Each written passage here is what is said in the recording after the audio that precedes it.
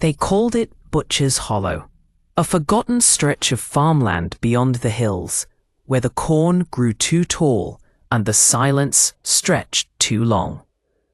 Locals whispered about the place, especially the Granger farm, a rotted estate owned by a reclusive man who hadn't been seen in over 2 decades.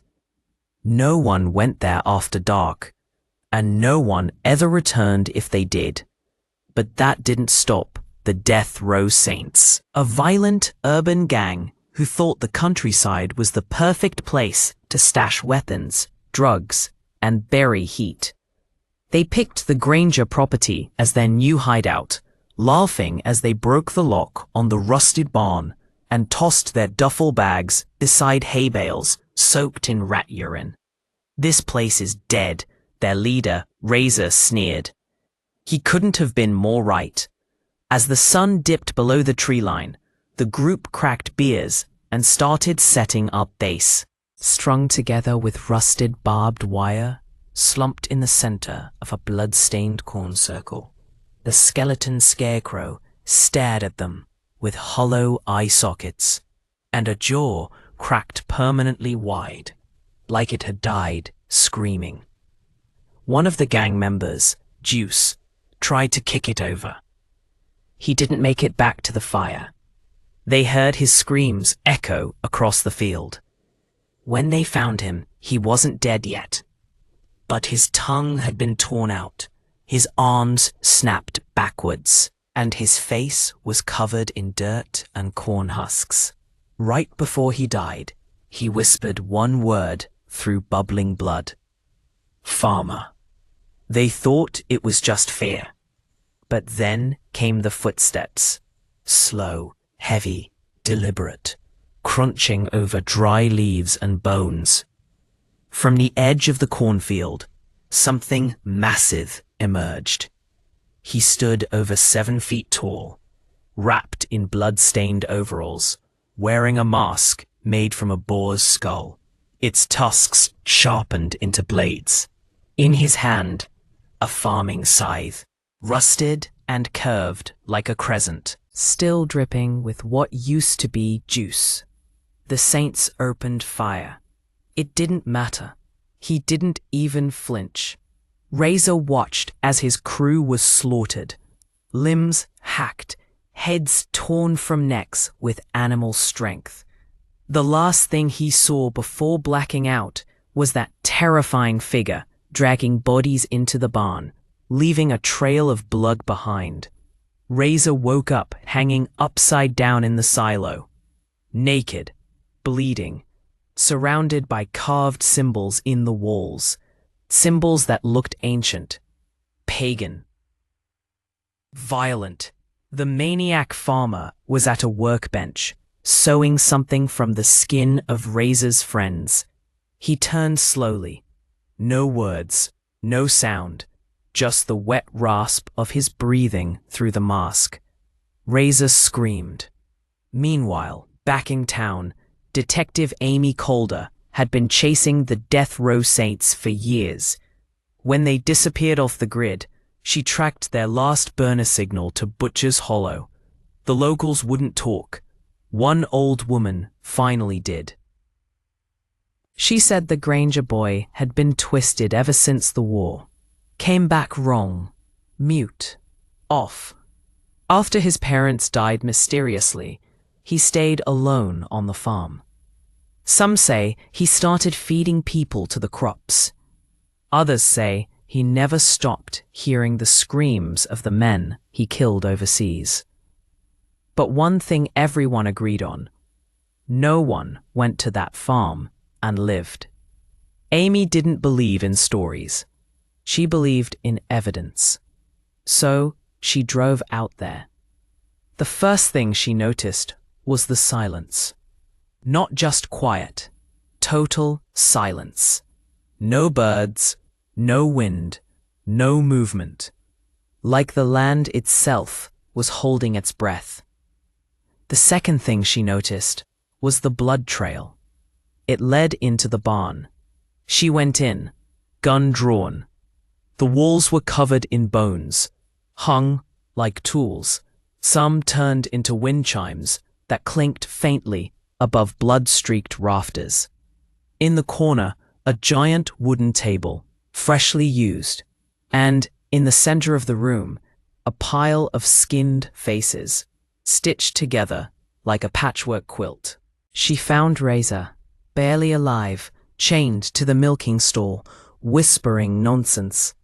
He grows them, he plants the bones, the ground is fed, he's making something worse. Then Amy heard the footsteps behind her, heavy, slow. She turned just as the Maniac Farmer raised the scythe and fired 3 shots into his chest. He didn't fall. She ran. Through the cornfield, over rotted scarecrows, tripping over corpses half buried in dirt. The field twisted, as if alive. As if the farm didn't want her to leave. When she finally reached the edge, she turned back and saw him standing at the top of the hill, unmoving, watching. Then, slowly, the earth around him began to move. Small bumps, dozens, then hundreds. Something was waking up beneath the soil, and the farmer wasn't working alone anymore. Detective Amy Calder didn't file a report. She didn't tell the department what she saw, because she knew they'd never believe her. Instead, she took 2 weeks of leave, loaded her truck with weapons, tools, and maps, and returned to Butcher's Hollow alone. But this time, it wasn't the same. The road that once led to the Granger farm had vanished, swallowed by overgrowth. Trees leaned unnaturally, as if trying to keep her out. She had to hike through the brush for hours before finding the fence again, now reinforced with jawbones and vertebrae twisted into crude symbols. And the barn? Gone. Burned down to ash, or so it seemed. But when Amy stepped into the center of the foundation, her boot hit hollow earth. She pried open a hidden trapdoor and descended. What she found beneath the farm was not a basement. It was a burial hive, tunnels carved in dirt. The air pulsed with heat, and the sound of shovels scraping earth echoed from deeper in the dark. And then she saw it, a massive altar made of bones, and behind it, the Maniac Farmer, mask off, revealing a face stitched with dozens of others, pieced together like a jigsaw of the dead. He wasn't alone. All around him, they began to rise, the ones he planted. Half-human, root-wrapped, jawless, blind. They didn't walk. They twitched forward, vines growing from their backs, dragging behind them like tails. Their mouths opened in silent, endless screams. The Maniac Farmer had grown an underground army, and Amy had just walked into the harvest. Amy opened fire. Bullets tore into the creatures, but they didn't stop. The vines inside them pulsed like veins, regenerating where flesh should have fallen apart.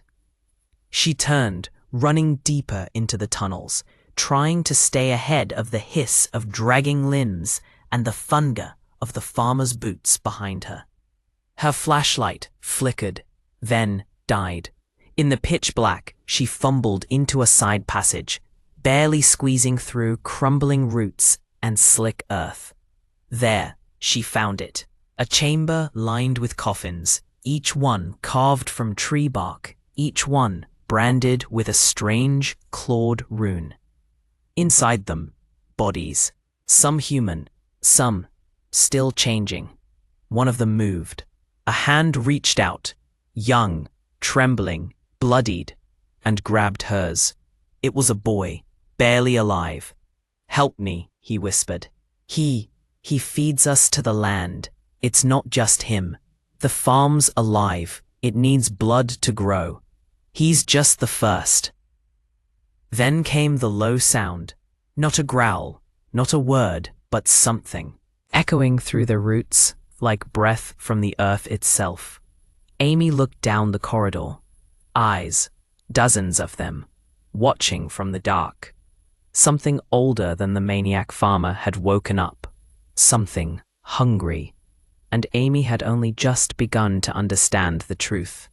The maniac farmer wasn't the monster, he was the gardener.